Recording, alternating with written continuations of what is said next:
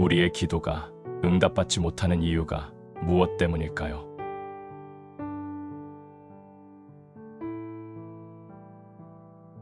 우리는 이번 과를 통해서 우리의 기도가 왜 응답받지 못하는지에 대해 살펴볼 것입니다. 우리가 앞의 과에서 공부한 것처럼 예수님의 이름으로 기도한다는 것은 그저 우리가 원하는 쇼핑 리스트를 열거한 뒤에 예수님의 이름만 갖다 붙이는 것이 결코 아닌 것을 배웠습니다.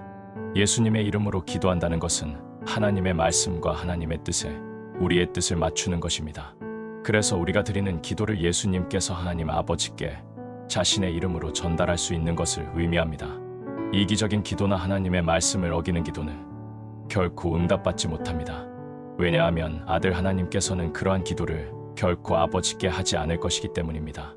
예수님께서는 하나님의 명령 중에는 가장 큰 명령 2개가 있다고 말씀하셨습니다. 첫째 명령은 너는 내 마음을 다하고 혼을 다하고 생각을 다하고 힘을 다하여 주 내 하나님을 사랑하라이니라. 이것이 첫째 명령이니라. 둘째 명령은 곧 이것과 같으니 너는 내 이웃을 내 자신과 같이 사랑하라. 하나님의 모든 명령은 이 두 명령과 깊은 관계가 있습니다. 하나님의 명령은 하나님의 영광 그리고 다른 사람의 유익과 관련이 있습니다. 그러므로 자신을 위한 것이나 자기의 이익을 위한 기도는 죄와 관련이 있습니다. 성경에서 말씀하시는 모든 죄는 다음과 같은 특징을 가지고 있습니다. 나 자신을 하나님보다 우선순위에 두거나 다른 사람보다 우선순위에 두는 것입니다. 모든 죄는 이기적입니다. 모든 이기심은 죄입니다. 우리의 기도가 응답받지 못하는 이유는 분명합니다.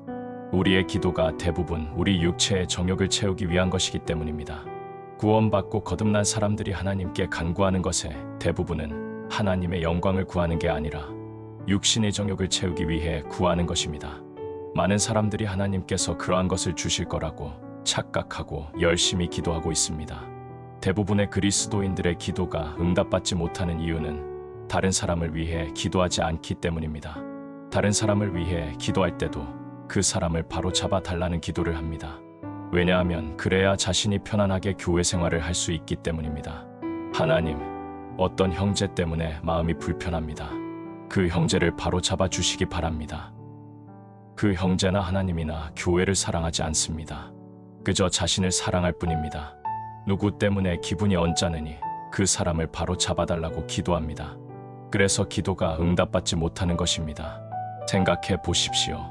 온 세상은 지옥으로 가고 있는데 구원받은 사람들이 구하고 있는 것은 고작 자신에게 돈이나 자동차를 주시거나 자신을 편하게 해달라는 것뿐입니다. 하나님의 백성들이 구하는 것을 들어보면 대부분이 자신의 육신을 편하게 해달라는 것에 지나지 않습니다. 즉 예수님의 이름으로 자신의 육신의 정욕을 위해 구하는 기도가 대부분이라는 것입니다. 순전히 자신의 육신을 위한 것만을 구해놓고 왜 자신의 기도가 응답받지 못하는지 이해해야 합니다. 결국 기도가 응답받지 못하자 기도해봐야 아무 쓸모 없다고 단정지어 버립니다. 신약 성경에 기록된 기도에 대한 모든 기록들을 읽어보면 제자들이나 사도들 중 누구도 자기 자신의 개인적인 소망을 구하는 것을 볼 수 없습니다. 신약 성경에 기록된 모든 사도들과 제자들의 기도는 다른 사람들을 위해 간구하는 것이었습니다. 저는 여러분이 자신의 필요를 위해서 하는 모든 기도가 잘못되었다는 이야기를 하는 게 아닙니다. 우리는 성경적이며 영적으로 기도해야 합니다. 그래야 하나님께서 응답해 주신다는 확신을 가지고 기도할 수 있습니다. 이기적인 삶과 이기적인 행위와 이기적인 동기와 이기적인 기도는 모두 같은 부류의 것입니다. 이것들은 모두 육신의 정욕과 관련이 있습니다. 그리스도인들이 하는 99%의 기도가 물질적인 것을 구하는 기도입니다. 단지 1%의 기도만이 영적인 것을 구하는 것입니다. 이런 기도는 믿음의 기도가 아니라 불신의 기도입니다. 하나님을 믿기 때문에 기도하는 게 아니라 오히려 믿지 못하기 때문에 기도하는 것입니다. 예수님께서는 아버지께서 자신의 자녀들을 돌보신다고 말씀하셨습니다. 하나님께서 공중의 새나 들짐승도 돌보신다면 자신의 사랑하는 자녀들은 얼마나 더 잘 돌보시겠습니까? 하나님께서는 우리에게 필요한 모든 것을 공급해 주시겠다고 약속하셨습니다. 그런데 우리는 하나님께서 이미 주시겠다고 약속하신 것을 달라고 기도하는데 대부분의 기도 시간을 허비하고 있습니다. 우리는 하나님께서 이미 해주시겠다고 약속하신 것을 달라고 기도하는데 시간을 낭비하고 있는 것입니다. 이것은 참으로 이상한 일입니다. 저는 자신의 구원을 빼앗지 마시고 자신을 버리지 말아 달라고 진지하고 간절하게 기도하는 사람을 본 적도 있습니다. 왜 이런 기도를 하는지 아십니까? 하나님의 말씀을 믿지 않기 때문입니다. 하나님께서는 자신을 믿는 자들을 구속의 날까지 지켜주시겠다고 약속하셨습니다. 저는 저를 위해 하늘에 저택을 지어달라고 하나님께 기도하지 않습니다. 왜냐하면 저의 구원자께서 그렇게 해주시겠다고 약속하신 것을 믿기 때문입니다. 저의 구원을 잃어버리지 않게 해달라고 기도하지도 않습니다. 왜냐하면 하나님께서는 저의 구원을 지켜주시겠다고 약속하셨기 때문입니다. 이제 성령님에 의해 성경에 기록된 기도를 살펴보겠습니다. 에베소서 1장을 통해 사도 바울의 기도 생활을 살펴보겠습니다. 이러므로 주 예수님을 믿는 너희의 믿음과 모든 성도들을 향한 사랑에 대해 들은 뒤에 사도 바울은 예수 그리스도를 믿는 사람들에게 편지를 보냈습니다. 바울은 단순히 교회에 다니는 사람들이나 종교 생활을 하는 사람들에게 편지를 보낸 게 아니라 주 예수 그리스도를 믿는 사람들에게 편지를 보냈습니다. 예수님께서는 세상을 위해 기도하지 않고 자신을 믿는 사람들을 위해 기도하신다고 말씀하셨습니다. 예수님께서는 세상을 위해 기도하지 않으셨습니다. 사실이 이렇다면 여러분이 세상을 위해 하는 기도를 예수님께서 아버지께 가지고 나아가서 간구할 수 있으시겠습니까?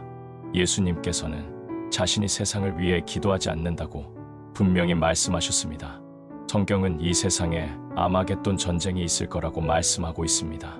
저는 예수님께서 재림하시기 전에 이 세상을 평화롭게 해달라고 기도하지 않을 것입니다. 왜냐하면 성경은 예수 그리스도께서 재림하시기 전에는 결코 평화가 없을 것이라고 말씀하셨기 때문입니다. 이 세상의 평화를 위한 기도는 결코 응답받지 못할 것입니다. 왜냐하면 예수님께서는 세상을 위해 기도하지 않으신다고 말씀하셨고 예수님께서 다시 오시기 전에는 결코 평화가 없을 것이기 때문입니다. 저는 하나님께 전쟁을 멈추게 해달라거나 가난을 구제해달라고 하거나 범죄를 없애달라고 구하지 않을 것입니다. 왜냐하면 주님께서 오시기 전에는 그러한 일들이 끊임없이 일어날 것이라고 하나님께서 이미 말씀하셨기 때문입니다. 하나님께서 이미 성경을 통해 말씀하신 것을 일어나지 않게 해달라고 기도하는 것은 헛된 일이며 시간 낭비일 뿐입니다. 하나님께서는 자신의 말씀을 어겨가면서 사람들의 기도에 응답하지는 않으실 것입니다. 만일 하나님께서는 악한 자들이 더욱 악해지고 사람들이 서로 속이기도 하고 속기도 하리라고 말씀하셨다면 어떤 일이 일어날까요? 그 말씀 그대로 악한 자들이 더욱 악해지고 사람들이 서로 속이기도 하고 속기도 할 것입니다. 하나님께서 적그리스도가 등장하여 모든 국가들에 영향을 끼치고 사람들을 미혹할 것이라고 말씀하셨다면 어떤 일이 벌어질까요? 하나님의 말씀 그대로 적그리스도가 나타나 사람들을 미혹할 것입니다. 일주일에 7일 동안 하루 24시간 동안 아무리 묵주를 돌리며 기도해도 주님께서 오시기 전에는 결코 이 세상에 평화가 임하지 않을 것입니다.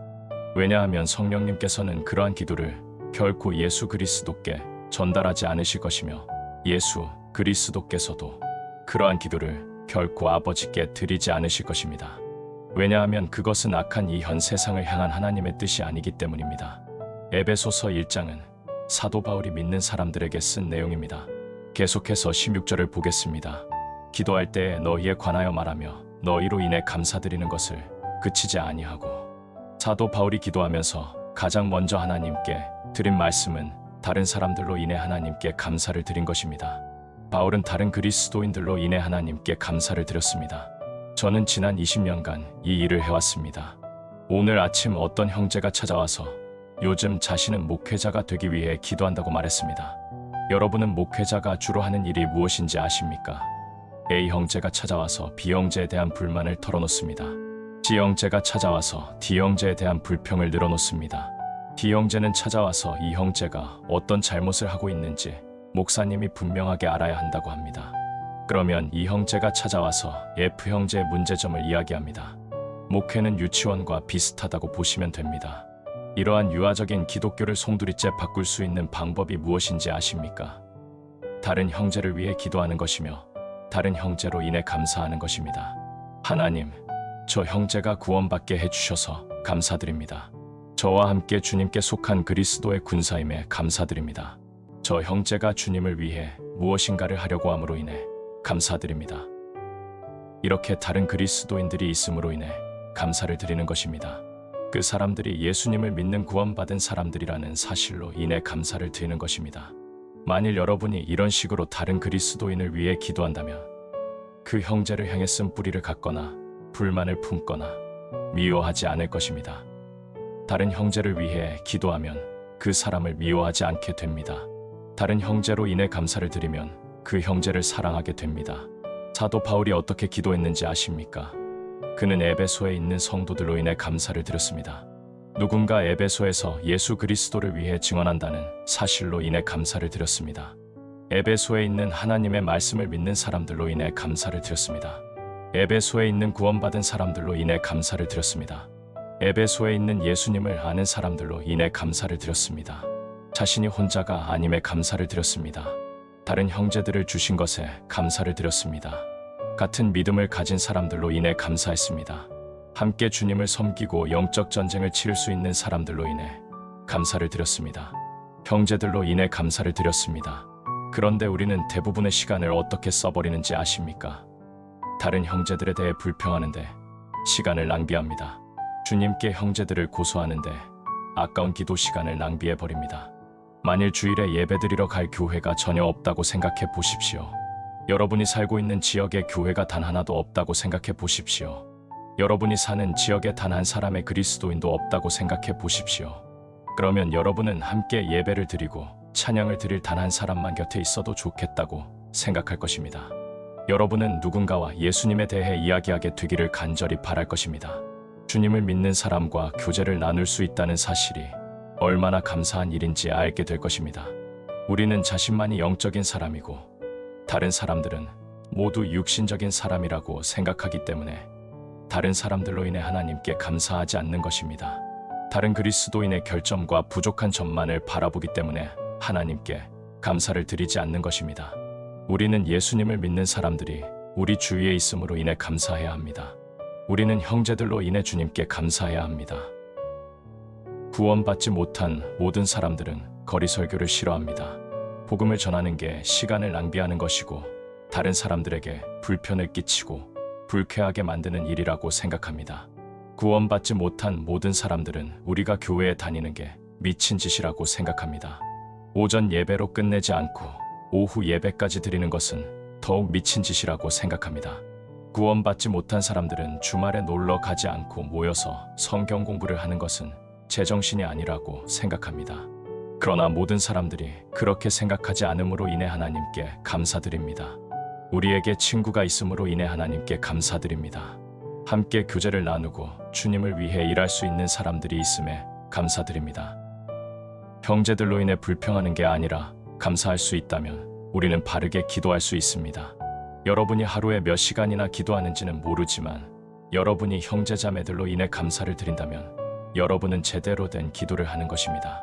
제가 한 가지 사실을 말씀드리겠습니다. 목회자가 타락하고 교회가 엉망이 되는 것은 성도들이 기도하지 않기 때문입니다. 만일 빌리 그레함의 오류를 지적하는 책자의 수만큼이나 성도들이 그를 위해 기도했다면 그가 회복될 수 있었으리라고 생각합니다. 교회를 망치는 것은 무신론자가 아닙니다. 이단 종파가 교회를 망치는 것도 아닙니다. 불신자들이 교회를 망치는 것도 아닙니다. 자기 의로 가득 차서 다른 형제를 지적하고 있는 형제가 교회를 망치는 것입니다. 자기 의로 가득 차서 다른 자매를 지적하고 있는 자매가 교회를 망치는 것입니다. 구원받지 못한 사람은 교회를 망칠 수 없습니다. 자아 중심적인 그리스도인이 교회를 망치는 것입니다. 왜 그런지 아십니까? 로마서 1장에서는 거룩하지 않은 사람들의 첫째 특징이 바로 감사하지 않는 것이라고 말씀하고 있습니다. 교회가 망가지는 원인은 우리가 다른 형제들로 인해 하나님께 감사드리지 않음에 있습니다. 여러분은 혼자 신앙생활을 할 수는 없습니다. 여러분은 다른 형제를 필요로 합니다. 저도 다른 형제를 필요로 합니다. 우리는 서로 지원해주고 격려해주고 교제를 나누고 서로로 인해 하나님께 감사해야 합니다. 우리는 함께 모여 있음으로 인해 하나님께 감사드려야 합니다. 계속해서 에베소서 1장 17절을 보겠습니다. 우리 주 예수 그리스도의 하나님 곧 영광의 아버지께서 지혜와 계시의 영을 너희에게 주사 그분을 알게 하시고, 여기에는 사도 바울이 간구한 둘째 것이 나옵니다. 바울은 다른 형제들로 인해 하나님께 감사를 드린 후에 그들이 모두 좋은 직장에 들어가게 해달라고 기도하지 않았습니다. 바울은 다른 형제들이 부자가 되게 해달라고 기도하지 않았습니다. 바울은 다른 형제들이 좋은 집으로 이사가게 해달라고 기도하지 않았습니다. 바울은 하나님께서 다른 형제들에게 지혜와 지식을 주시기를 구했습니다. 그래서 하나님을 더욱 알게 해달라고 기도했습니다. 바울이 무엇을 구하고 있는지 잘 보십시오. 바울은 단순하게 다른 형제들이 성경을 많이 알게 해달라고 기도한 게 아닙니다. 더 많은 관련 구절을 알게 해달라고 구한 것도 아닙니다. 잘못된 믿음을 가진 사람과 논쟁을 잘할 수 있는 능력을 달라고 기도한 것도 아닙니다. 바울은 예수 그리스도를 믿는 사람들이 예수 그리스도께서 주시는 지혜를 얻게 해달라고 간구했습니다.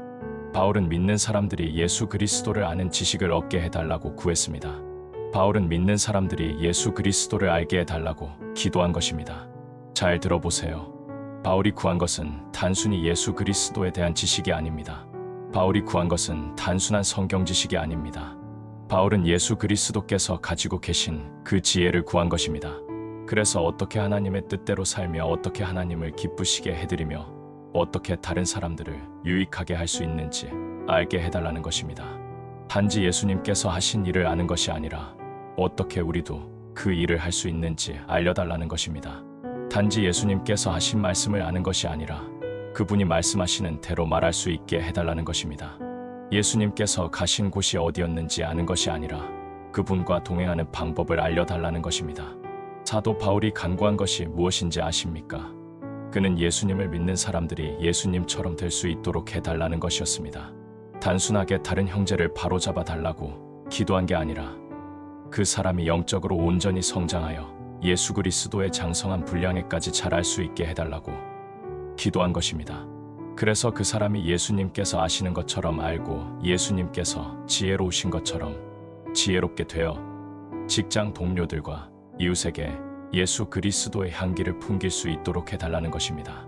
그래서 사람들이 다른 그리스도인들을 보고 하나님께 영광을 돌릴 수 있게 해달라는 것입니다. 우리는 다른 형제들의 영적 성장을 위해 많은 시간을 들여 기도하지 않습니다. 우리 자신의 편안함이나 안락함이나 건강을 위해서는 많은 시간을 들여 기도할지 몰라도 다른 형제자매들의 영적 성장을 위해서는 많은 시간을 들여 기도하지 않습니다.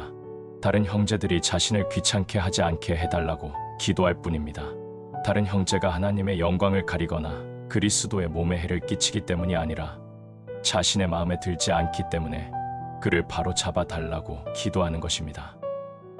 우리 주위의 형제자매들이 영적으로 성장하지 않고 우리 교회가 영적으로 성장하지 않는 이유는 우리가 하나님께서 응답해 주실 수 있는 기도를 하지 않기 때문입니다. 다른 형제들이 잘못을 행했을 때 그것을 지적하는 것은 쉽습니다. 잘못을 해하는 형제를 보면 하나님께서 그 사람을 즉시 바로 잡아달라고, 그 사람을 쳐서라도 바로 잡아달라고 기도합니다. 그러나 자신이 잘못 행했을 때에는 하나님의 말씀을 통해서 알려달라고 기도합니다. 자신이 잘못을 행했을 때에는 하나님께 자신이 얼마나 연약한 존재이고 그럴 수밖에 없는 상황인지 늘어놓습니다. 그러나 다른 형제가 잘못을 행했을 때에는 즉시 그 형제를 바로잡아 달라고 기도합니다. 이것이 오늘날 미국의 기독교입니다. 계속해서 에베소서 1장 18절을 보겠습니다. 너희의 지각의 눈을 밝히사 그분의 부르심의 소망이 무엇이며 성도들 안에 있는 그분의 상속 유업의 영광이 얼마나 풍성하며. 바울은 다른 형제들이 더 많은 조명을 받게 해달라고 간구한 것입니다. 바울은 다른 형제자매들이 주님을 더욱 알게 되기를 원했습니다. 왜 우리 주위에 있는 형제들이 영적으로 성장하지 못하고 잘못된 행동만을 하는 것일까요? 아마 그 이유는 우리가 그들이 영적으로 성장하도록 기도하지 않고 그들의 잘못된 행동을 지적하기만 하고 비난하기만 했기 때문일 것입니다. 다른 형제들이 육신적이고 자신이 영적이라고 생각한다면 하나님께서 여러분에게 알려주신 것을 형제들에게도 알려주시고 여러분이 주님을 아는 만큼 다른 형제들도 주님을 알게 해달라고 기도하십시오. 그들의 영적 성장을 위해 기도하십시오. 우리가 왜 다른 형제자매들을 위해 기도하지 않는지 아십니까? 왜냐하면 우리의 육신은 다른 형제를 위해 기도하기보다 그들의 잘못을 지적하는 것을 즐기기 때문입니다. 우리의 영은 다른 형제를 위해 중보하기를 원하지만 우리의 육신은 다른 형제의 잘못을 지적하기를 원합니다. 너무나도 많은 경우에 우리는 영을 따르기보다 육신을 따라갑니다. 여러분과 제가 다른 형제에 대해 이야기를 나누는 것이 함께 무릎을 꿇고 다른 형제를 위해 하나님께 기도하는 것보다 훨씬 더 쉽습니다. 사도 바울은 모든 믿는 자들이 두 가지를 알기를 원했습니다. 첫째는 하나님의 부르심, 소망이 무엇인지를 아는 것이며, 둘째는 성도들 안에 있는 그분이 상속 유업의 영광이 얼마나 풍성한지 아는 것이었습니다. 그렇다면 하나님의 부르심의 소망이란 무엇일까요? 로마서 8장과 빌립보서 3장과 히브리서 5장을 보겠습니다. 구원받기 위해서라면 교회에 다닐 필요가 없습니다. 구원을 유지하기 위해 교회에 다닐 필요도 없습니다. 그러나 여러분이 영적으로 성장하고 많은 열매를 맺는 그리스도인이 되기 위해서는 반드시 지역교회에 함께 모여 다른 형제자매들과 교제를 나눠야 합니다. 왜냐하면 여러분은 다른 그리스도인이 없이는 결코 영적으로 성장하지 못하기 때문입니다. 다른 그리스도인들이 영적으로 성장한 사람인지 그렇지 못한 사람인지는 상관없습니다. 다른 형제자매들과 함께 지역교회로 모여 부딪히고 배우고 섬겨야 영적으로 성장할 수 있습니다. 그래야 우리가 무엇이 부족한지 드러나기 때문입니다. 자기와 친한 한두 사람과만 교제를 나눈다면 결코 영적으로 성장할 수 없습니다. 교회로 모여 다른 사람들과 함께해야만 사랑이 무엇인지, 용서가 무엇인지, 인내가 무엇인지, 오래 참음이 무엇인지, 다른 사람을 위해 기도한다는 게 무엇인지 배울 수 있기 때문입니다. 부르심의 소망이란 무엇입니까? 먼저 로마서 8장을 보겠습니다. 우리가 알거니와 하나님을 사랑하는 자들 곧 그분의 목적에 따라 부르심을 받은 자들에게는 모든 것이 합력하여 선을 이루느니라.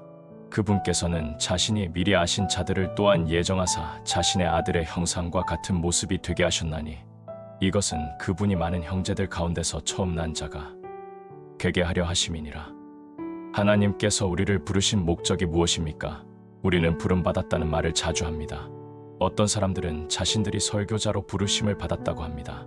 저는 목사가 되라고 부르심을 받지 않았습니다. 찬양을 하라고 부르심을 받은 것도 아닙니다. 선교사로 부르심을 받지도 않았습니다. 구두 닦기가 되라고 부르심을 받은 것도 아닙니다. 저는 구원받아 거듭난 그리스도인으로서 저 자신을 온전히 하나님께 내어드려 이 세상에서 예수 그리스도의 형상을 드러내기 위해 부르심을 받았습니다. 이것이 바로 저의 부르심입니다. 저는 예수 그리스도의 형상과 같은 모습이 되기 위해 부르심을 받았습니다. 사도 바울은 하나님께서 그들의 눈을 여시어 에베소에 있는 믿는 사람들도 자신들에게 일어나는 모든 일들이 한 가지 목적을 위해 주님께서 허락하신 일이라는 사실을 알게 해달라고 기도한 것입니다. 우리에게 어떤 일이 일어날 때 그 일이 왜 일어났는지 아는 것이 중요합니다. 하나님의 의도와 목적은 이 세상에서 우리가 부자가 되게 하거나 성공하여 잘 나가게 하는 것이 아닙니다. 하나님의 목적은 우리가 예수 그리스도처럼 되게 하는 것입니다. 우리의 지식과 지혜와 마음이 예수 그리스도처럼 되게 하는 것입니다. 사도 바울이 간구했던 것도 바로 이것이었습니다. 빌립보서 3장을 보겠습니다.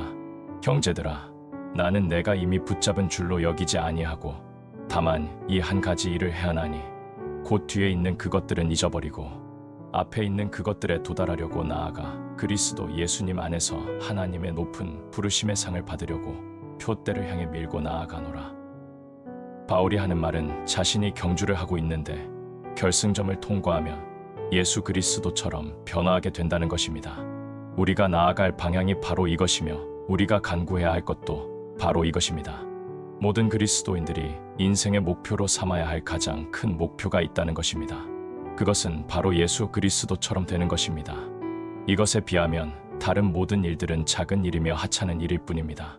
사도 바울은 하나님께서 우리 모두의 눈을 여시어 알게 하기를 원했습니다. 그것은 우리 교회의 규모가 커지는 것도 아니고 좋은 직장에 들어가는 것도 아니며 편안하고 안락한 삶을 사는 것도 아니었습니다. 바울이 간절히 바라던 것은 우리의 인생이 예수 그리스도의 인생과 같아지는 것이었습니다. 로마서에서는 우리가 마땅히 기도할 바를 알지 못한다고 말씀하고 있습니다. 어떤 사람이 병들었을 때 그가 낫는 것이 하나님의 뜻인지 죽는 것이 하나님의 뜻인지 우리는 알지 못합니다. 병을 통해 하나님과 더욱 가까워지고 병에서 나아 남은 인생을 온전히 하나님께 바쳐서 하나님을 영광스럽게 하는 게 그 사람을 향한 하나님의 뜻인지 혹은 그가 이 세상을 떠나 하나님과 함께 하는 게 하나님의 뜻인지 우리는 알지 못합니다. 그래서 우리는 기도합니다. 그에게 어떤 일이 생길지는 모르지만 그가 예수 그리스도를 더욱 닮아가게 해달라고 기도합니다. 사람들은 하나님의 뜻이 무엇인지 모르기 때문에 그저 자신들의 편안한 삶을 위해서만 기도합니다. 자신들의 육신을 기쁘게 해줄 것을 위해 기도합니다. 복권에 당첨되게 해주시고 방언을 할 수 있게 해주시고 좋은 직장에 들어가게 해달라고 기도하는 것입니다. 하나님께서 자신들의 이기적인 욕망을 채워주시기를 기도하는 것입니다. 바울이 기도한 것은 성도들이 편안하고 안락한 삶을 사는 게 아니었습니다. 성도들이 자신들의 인생의 목적이 무엇인지 아는 것이었습니다. 성도들의 인생의 목적은 물질적인 게 아니라 예수 그리스도처럼 되는 것입니다. 목표가 무엇인지 분명히 보게 된다면 한눈 팔지 않게 될 것입니다. 어떤 일이 일어나도 흔들리거나 낙담하지 않을 것입니다. 왜냐하면 어떤 일이 일어난다 할지라도 우리가 목표를 향해 나아가는 것을 막지 못할 것이기 때문입니다. 우리는 다른 사람들의 영적 성장을 위해 충분한 시간을 들여 기도하지 않습니다. 히브리서 5장을 보겠습니다. 그분께서는 친히 육체로 거하던 때에 자기를 사망으로부터 능히 구원하실 분에게 강렬한 부르짖음과 눈물로 기도와 간구를 드리셨고 또 친히 두려워하셨으므로 하나님께서 들으셨느니라. 그분께서 아들이실지라도 친히 고난 받으신 일들로 말미암아 순종하기를 배우사 완전하게 되셨으므로 자기에게 순종하는 모든 사람들에게 영원한 구원의 창시자가 되시고 하나님께서는 인간이 되셨습니다. 예수 그리스도께서는 하나님이셨으며 인간이셨습니다. 하나님께서 인간이 되시기 전에는 인간의 굶주림의 고통이 무엇인지 체험적으로 알지는 못하셨습니다. 하나님께서 인간이 되시기 전에는 인간의 목마름이 무엇인지 체험적으로 알지는 못하셨습니다. 하나님께서 인간이 되시기 전에는 매를 맞는다는 것이 무엇인지 체험적으로 알지는 못하셨습니다. 하나님께서 인간이 되시기 전에는 자신의 뜻을 버리고 하나님의 뜻대로 순종한다는 게 무엇인지 체험적으로 알지는 못하셨습니다. 하나님께서 인간이 되심으로 순종을 배우셨습니다. 좋은 환경을 통해 순종을 배우신 게 아니라 고난을 통해 배우셨습니다. 하나님께서는 순종을 배우심으로 완전하게 되셨습니다. 여기서 완전하다는 것은 죄가 없다는 말이 아니라 완전한 구원자가 되셨다는 것입니다. 자신의 고난과 순종으로 구속사역을 완수하여 완전한 구원자가 되셨다는 것입니다. 우리는 다른 사람을 고난으로부터 건져달라고 기도합니다. 그리고 우리에게도 고난을 주지 말아달라고 기도합니다. 죽음이 없으면 부활도 없습니다. 십자가 없이는 영광도 없습니다. 고난이 없이는 영적 성장도 없습니다. 우리는 허들 경기를 하고 있습니다. 사도 바울은 믿는 사람들의 시선이 허들이 아니라 결승점에 가 있기를 원했습니다. 허들을 바라보고 달렸다가는 거기에 걸려 넘어질 것이기 때문입니다. 결승점에 계신 예수 그리스도를 바라보고 달려야만 장애물을 제대로 뛰어넘을 수 있기 때문입니다. 우리의 기도 생활은 우리가 결승점이신 예수 그리스도나 영적인 것을 바라보는지 혹은 장애물, 즉 세상과 고난을 바라보는지에 대한 증거입니다. 우리는 서로를 위해 하나님께 기도해야 합니다. 다른 사람이 믿음의 경기를 완주할 수 있게 해달라고 기도해야 합니다. 고난을 당할 때에도 계속해서 예수님을 바라보며 그것을 이겨낼 수 있게 해달라고 기도해야 합니다. 왜냐하면 우리는 모두 고난을 받을 것이고 어려운 때를 만나게 될 것이기 때문입니다. 그러므로 그러한 어려운 때와 고난으로 인해 경기를 포기하지 않도록 서로를 위해 기도해야 합니다. 사도 바울은 에베소서 1장에서 다른 성도들이 성도들 안에 있는 그분의 상수교업의 영광이 얼마나 풍성한지 알게 해달라고 기도했습니다. 우리가 왜 하나님께 돈을 달라고 기도하는지 아십니까? 우리는 모르기 때문입니다. 우리는 믿지 않기 때문입니다. 모든 것이 아들 하나님의 소유라는 사실을 모르는 것입니다. 그리고 우리는 그분과 함께 모든 것을 상속받을 공동 상속자라는 사실을 모르고 있는 것입니다. 여러분은 우리가 왜 걱정하는지 아십니까? 우리가 왜 실망하는지 아십니까? 우리가 왜 하나님께 조그마한 물질을 구하고 있는지 아십니까? 우리의 아버지가 되시는 하나님께서 이 세상 전체를 먹이시고 지구로 발받침을 삼으신다는 사실을 완전히 망각하고 있기 때문입니다. 우리가 이 세상에 살면서 구하는 황금을 하늘나라에서는 보도블록으로 사용하고 있다는 사실을 우리는 완전히 잊고 있습니다. 만일 여러분 집에 타일이 황금으로 되어 있다면 조그마한 금반지가 떨어져 있다고 해서 고속도로에서 차를 멈추고 금반지를 줍지는 않을 것입니다. 우리의 아버지께서는 진주로 문을 만드셨습니다. 우리가 영원히 살 집은 벽이 보석으로 되어 있습니다. 길은 황금으로 되어 있습니다. 문은 진주로 되어 있습니다. 그런데 우리는 조그마한 돈으로 인해 온종일 걱정하고 망하지는 않을까 염려하고 있습니다. 저는 지금 누군가를 비평하려는 게 아닙니다. 다른 사람을 판단하고 싶지도 않습니다. 제가 안타까운 것은 우리가 잘못된 것을 구하는데 너무 많은 시간을 낭비하고 있다는 사실입니다. 사도 바울은 바른 것을 구했습니다. 아들 하나님께서 가지고 계신 것이 얼마나 풍성한 것인지 우리가 알기를 원했습니다. 그것은 돈도 아니고 물질적인 것도 아닙니다. 그것은 하나님께서 예수 그리스도 안에서 우리에게 주시기로 약속하신 모든 것들입니다. 우리는 걱정하고 염려하며 불안해서 잠도 못 자면서 우리가 필요한 것을 얻지 못할까 의심하고 있습니다. 그러나 하나님께서는 우리에게 필요한 모든 것을 공급해 주시겠다고 약속하셨습니다. 우리가 이 세상을 살아가는데 필요한 모든 것을 주시겠다고 약속하셨습니다. 예수님께서는 공중의 새들과 들의 짐승들도 먹이시는 하나님인데 자신의 자녀들에게 왜 좋은 것을 주시지 않겠느냐고 말씀하시며 하나님을 믿고 안심하라고 하셨습니다. 만일 여러분이 자녀들을 사랑한다면 아이들이 굶어 죽기 전에 미리 먹을 것을 줄 것입니다.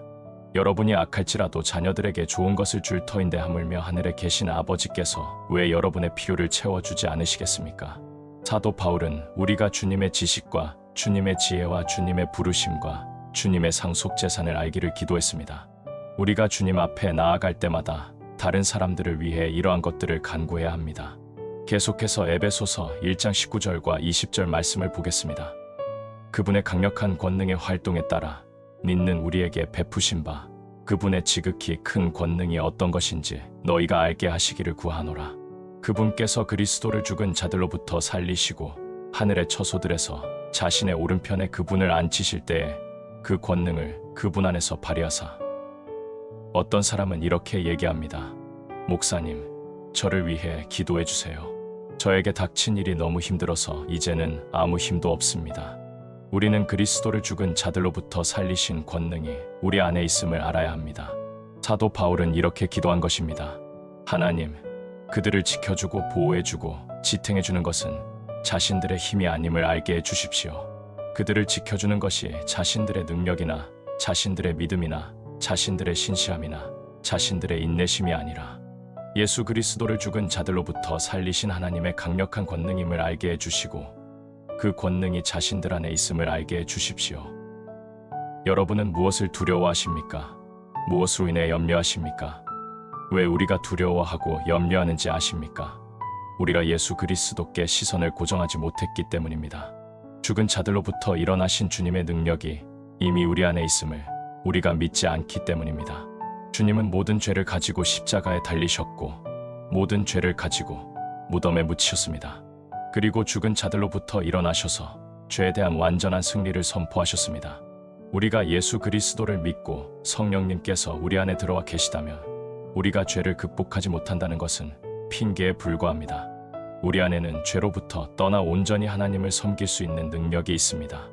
우리는 전도지를 나눠주고 사람들에게 복음을 전할 수 있는 능력을 이미 가지고 있습니다. 여러분이 하나님을 위해 이러한 일을 할 수 있다는 사실을 알게 되기를 원합니다.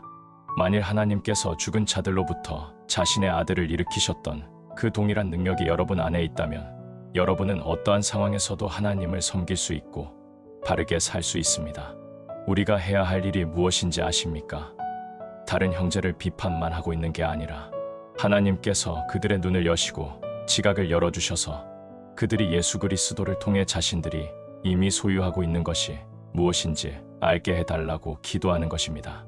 우리는 형제들을 위해 기도해야 합니다. 하나님께서는 우리 안에 성령을 주셨습니다. 우리에게 예수 그리스도와 함께 공동상속자가 될 수 있는 특권을 주셨습니다. 우리는 우리가 소유하고 있는 것이 무엇인지 알아야 합니다. 하나님께서 우리에게 주신 것이 무엇인지 알아야 합니다. 하나님께서 약속하신 것을 믿어야 합니다. 우리는 서로를 위해 기도해야 합니다. 하나님께서 우리에게 주신 것이 무엇인지 알게 해달라고 서로를 위해 기도해야 합니다. 그것을 볼 수 있게 해달라고 기도해야 합니다. 계속해서 21절을 보겠습니다. 그분을 모든 정사와 권능과 강력과 통치와 이 세상뿐만 아니라 오는 세상에서 불리는 모든 이름보다 훨씬 위에 두셨고 하나님께서는 저를 선하게 대해 주셨습니다. 저에게 많은 기회를 주셨습니다. 그런데 저는 하나님께 더 달라고 기도하고 있습니다. 저는 이 세상에서 살면서 그 무엇도 두려워할 이유가 없습니다. 왜냐하면 전능하신 하나님께서 제 안에 들어와 계시기 때문입니다. 이 세상 사람들이 저에게 할 수 있는 게 무엇이겠습니까? 어떠한 사람이나 군대나 왕이나 통치자도 저를 두렵게 할 수 없습니다. 어떠한 사람이나 환경도 우리가 그리스도인의 간증을 유지하는 것을 막을 수는 없습니다. 사도 바울은 예수 그리스도께서 모든 왕국과 정부와 사람들을 통치하신다는 사실을 우리가 알게 되기를 원했습니다. 바울은 모든 것 위에 계신 그리스도께서 우리 안에 계시다는 사실을 우리가 알게 되기를 원했습니다. 우리는 교회의 일부입니다. 우리는 그리스도의 몸입니다. 우리는 그리스도의 몸을 이루고 있는 살아있는 돌입니다. 예수님께서는 지옥의 권세가 이기지 못하는 자신의 교회를 세우시겠다고 말씀하셨습니다. 그런데 우리는 마치 지옥의 권세에 패배당하기라도 할 것처럼 살아갑니다. 만일 여러분이 교회의 일부라면 여러분은 구원받았고 거듭났으며 온 세상과 함께 멸망할지라도 여러분은 그것을 뚫고 유유히 나올 수 있는 능력을 여러분 안에 소유하고 있는 것입니다. 여러분 안에는 이미 그러한 능력이 있습니다. 성경이 말씀하고 있는 것은 하나님께서 주셔서 여러분이 이미 소유하고 있는 것이 무엇인지 여러분이 알게 되는 것입니다. 우리는 다른 형제를 비판하고 미워할 수도 있고 그를 위해 기도할 수도 있습니다. 하나님께서 그 형제의 눈을 열어주셔서 자신이 하나님께 이미 받은 것이 무엇인지 알게 해달라고 기도할 수 있습니다.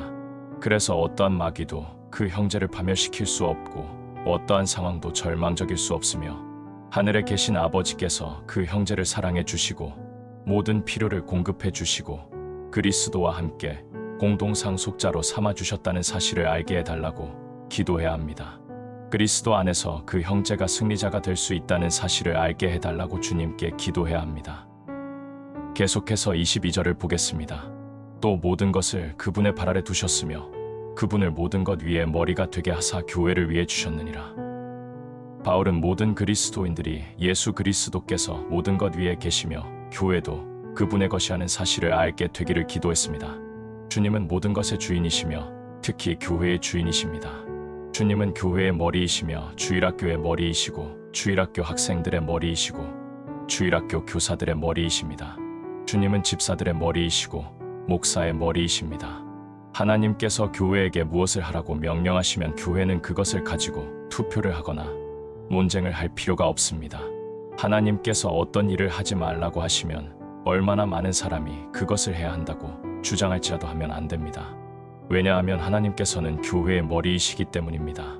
만일 미국에 2만 개의 교회가 있는데 1999개의 교회가 여자를 목사로 안수한다 할지라도 성경에서 그러한 것을 말씀하신 적이 없다면 그렇게 해서는 안 됩니다. 하나님께서 말씀하신 것이라면 아무리 많은 사람들이 반대하거나 지지한다 해도 해서는 안 되는 것입니다. 왜냐하면 주님께서는 교회의 머리이시기 때문입니다. 목사나 집사가 교회의 머리가 아닙니다. 아무리 훌륭한 사람이라 할지라도 교회의 머리가 될 수는 없습니다. 교회의 머리는 예수 그리스도입니다. 교회에 속한 모든 사람들은 교회에 관한 것은 무엇이나 예수 그리스도 아래에 있다는 사실을 알아야 합니다. 만일 교회의 모든 회원들이 이러한 사실을 알고 있다면 교회에는 아무런 문제가 없게 될 것입니다. 사도 바울은 에베소 교회를 떠나면서 자신이 떠나고 나면 거짓 형제들이 와서 교회를 망칠 것을 염려하고 있었습니다. 교회를 망치는 것은 로마도 아니었고 세상도 아니었으며 어떤 이단 종파도 아니었습니다. 잘못된 형제들이 교회를 망치는 것입니다. 서로 다투고 분열을 일으키기 때문에 교회가 망가지는 것입니다. 자신들의 뜻을 관철시키려고 하기 때문에 교회가 망가지는 것입니다. 자신들의 뜻대로 교회를 끌고 가려고 하기 때문에 교회가 망가지는 것입니다. 사도 바울은 교회의 모든 성도들이 하나님께서 기준이 되시고 통치하시며 법을 정하시고 주인이 되시며 머리가 되신다는 사실을 알게 되기를 기도했습니다. 23절을 보겠습니다. 교회는 그분의 몸이니 곧 모든 것 안에서 모든 것을 충만하게 하시는 분의 충만이니라. 사도 바울은 형제들로 인해 감사를 드리는 것으로 기도를 시작했고 주님의 충만하심에 대한 언급으로 기도를 마쳤습니다. 자기를 위해서는 단 하나도 구하지 않았습니다. 단 하나도 물질적인 것을 구하지도 않았습니다. 바울은 모든 성도들이 예수 그리스도의 몸을 이루고 있으며 서로 한 몸으로 연결되어 있다는 사실을 알게 해달라고 기도했습니다. 바울이 왜 이러한 것을 구했는지 아시겠습니까? 만일 우리가 서로 한 몸에 속한 지체라는 사실을 온전히 알게 되면 다른 지체를 위해 기도하고 그와 다투거나 분열을 일으키지 않을 것이기 때문입니다. 한 몸에 속한 지체는 서로를 위해 줍니다.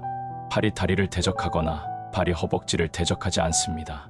바울은 우리도 그렇게 되기를 원했던 것입니다. 우리는 모두 한 몸에 속해 있습니다. 한 몸에 속한 지체는 서로에게 상처를 입혀서는 안 됩니다. 왜냐하면 손이 발에 상처를 입히면 그것은 결국 자기 자신에게 상처를 입히는 것이기 때문입니다. 우리가 형제에게 거침이 되면 그것은 결국 이 세상에서 그리스도인으로 살아가는 우리 자신의 삶을 망치는 것입니다. 우리가 다른 자매에게 주는 상처는 결국 우리 스스로 상처를 입히는 것과 같습니다. 우리는 무엇을 하든지 다른 형제 자매들에게 상처가 되지는 않는지 조심해야 합니다. 저는 여러분도 저처럼 되라고 말하고 싶지만 그럴 수 없습니다. 제가 할 수 있는 말은 저는 예수님처럼 되기를 원한다는 것입니다. 제가 그렇게 될 수 있도록 기도해 주시기 바랍니다. 저도 여러분을 위해 기도하겠습니다. 하나님께서 여러분에게 이미 주신 게 무엇인지 알게 해달라고 기도하겠습니다. 더 이상 이 세상 것들로 염려하지 말고 하나님의 은혜에 모든 것을 맡겨보았으면 합니다. 이제는 더 이상 서로 험담하지 말고 서로를 위해 기도해 보았으면 합니다. 다른 사람들을 징계해 달라고 하지 말고 그들에게 복을 주시도록 기도해 보았으면 합니다. 우리가 이러한 기도를 하면 예수님께서는 우리가 하는 기도를 들으시고 아버지 하나님께 우리를 대신해서 간구해 주실 것입니다. 예수님께서 자신의 지혜와 지식을 여러분에게 주시기를 기도하겠습니다. 주님의 소망이 우리의 소망이 되고 우리의 소망이 주님의 소망이 되게 해주시기를 기도하겠습니다. 예수 그리스도를 죽은 자들로부터 일으켰던 능력이 여러분 안에도 있음을 알게 되기를 기도하겠습니다. 우리도 예수님처럼 이 세상과 죄에 승리할 수 있도록 기도하겠습니다. 예수님께서는 너희가 내 이름으로 무엇이든지 구하면 내가 그것을 행하리라 고 말씀하셨습니다. 저는 여러분이 하나님께서 얼마나 능력 있는 분이신지를 알게 해달라고 기도하겠습니다. 우리를 위해 모든 것을 주신 분이심을 기억하게 해달라고 기도하겠습니다. 하나님께서 우리 모두를 도와주시기 원합니다. 우리가 서로에 대해 험담하기는 그만두고 서로를 위해 기도를 시작하게 되기를 바랍니다. 요약, 예수님께서는 하나님의 명령 중에는 가장 큰 명령 2개가 있다고 말씀하셨습니다. 하나님의 모든 명령은 이 2 명령과 깊은 관계가 있습니다. 성경에서 말씀하시는 모든 죄는 자신을 하나님보다 우선순위에 두거나 다른 사람보다 우선순위에 두는 것입니다. 우리의 기도가 응답받지 못하는 이유는 우리의 기도가 대부분 우리 육체의 정욕을 채우기 위한 것이기 때문입니다. 대부분의 그리스도인들의 기도가 응답받지 못하는 이유는 다른 사람을 위해 기도하지 않기 때문입니다. 신약 성경에 기록된 모든 사도들과 제자들의 기도는 다른 사람들을 위해 간구하는 것이었습니다. 하나님께서는 우리에게 필요한 모든 것을 공급해 주시겠다고 약속하셨습니다. 그런데 우리는 하나님께서 이미 주시겠다고 약속하신 것을 달라고 기도하는데 대부분의 기도 시간을 허비하고 있습니다. 사도 바울이 기도하면서 가장 먼저 하나님께 드린 말씀은 다른 사람들로 인해 하나님께 감사를 드린 것입니다. 다른 형제를 위해 기도하면 그 사람을 미워하지 않게 됩니다. 다른 형제로 인해 감사를 드리면 그 형제를 사랑하게 됩니다. 교회를 망치는 것은 자아중심적인 그리스도인입니다. 바울은 하나님께서 다른 형제들에게 지혜와 지식을 주시기를 구했습니다. 사도 바울은 예수님을 믿는 사람들이 예수님처럼 될 수 있도록 해달라는 것이었습니다. 바울은 다른 형제들이 더 많은 조명을 받게 해달라고 간구했습니다. 바울은 다른 형제자매들이 주님을 더욱 알게 되기를 원했습니다. 사도 바울은 모든 믿는 자들이 하나님의 부르심의 소망이 무엇인지와 성도들 안에 있는 그분의 상속 유업의 영광이 얼마나 풍성한지를 알기를 기도했습니다. 영적으로 성장하고 많은 열매를 맺는 그리스도인이 되기 위해서는 반드시 지역교회에 함께 모여 다른 형제자매들과 교제를 나눠야 합니다. 다른 그리스도인들이 영적으로 성장한 사람인지 그렇지 못한 사람인지는 상관없습니다. 교회로 모여 다른 사람들과 함께 해야지만 사랑이 무엇인지, 용서가 무엇인지, 인내가 무엇인지, 오래 참음이 무엇인지, 다른 사람을 위해 기도한다는 게 무엇인지 배울 수 있기 때문입니다. 하나님께서 우리를 부르신 목적이 무엇입니까? 우리는 예수 그리스도의 형상과 같은 모습이 되기 위해 부르심을 받았습니다. 하나님의 의도와 목적은 이 세상에서 우리가 부자가 되게 하거나 성공하여 잘 나가게 하는 것이 아닙니다. 하나님의 목적은 우리가 예수 그리스도처럼 되게 하는 것입니다. 모든 그리스도인들이 삼아야 할 가장 큰 인생의 목표는 예수 그리스도처럼 되는 것입니다. 사람들은 하나님의 뜻이 무엇인지 모르기 때문에 그저 자신들의 편안한 삶을 위해서만 기도합니다. 바울이 기도한 것은 성도들이 편안하고 안락한 삶을 사는 게 아니었습니다. 성도들이 자신들의 인생의 목적이 무엇인지 아는 것이었습니다. 성도들의 인생의 목적은 물질적인 게 아니라 예수 그리스도처럼 되는 것입니다. 하나님께서 인간이 되심으로 순종을 배우셨습니다. 좋은 환경을 통해 순종을 배우신 게 아니라 고난을 통해 배우셨습니다. 죽음이 없으면 부활도 없습니다. 십자가 없이는 영광도 없습니다. 고난이 없이는 영적 성장도 없습니다. 우리는 허들 경기를 하고 있습니다. 우리가 이 세상에서의 삶으로 인해 걱정하고 염려하는 것은 아버지 하나님이 어떠한 분인지 모르고 그분을 믿지 않기 때문입니다. 죽은 자들로부터 일어나신 주님의 능력이 이미 우리 안에 있음을 우리가 믿지 않기 때문입니다. 사도 바울은 형제들로 인해 감사를 드리는 것으로 기도를 시작했고 주님의 충만하심에 대한 언급으로 기도를 마쳤습니다. 자기를 위해서는 단 하나도 구하지 않았습니다. 단 하나도 물질적인 것을 구하지도 않았습니다. 바울은 모든 성도들이 예수 그리스도의 몸을 이루고 있으며 서로 한 몸으로 연결되어 있다는 사실을 알게 해달라고 기도했습니다. 우리는 모두 한 몸에 속해 있습니다. 한 몸에 속한 지체는 서로에게 상처를 입혀서는 안 됩니다. 왜냐하면 손이 발에 상처를 입히면 그것은 결국 자기 자신에게 상처를 입히는 것이기 때문입니다. 우리가 형제에게 거침이 되면 그것은 결국 이 세상에서 그리스도인으로 살아가는 우리 자신의 삶을 망치는 것입니다.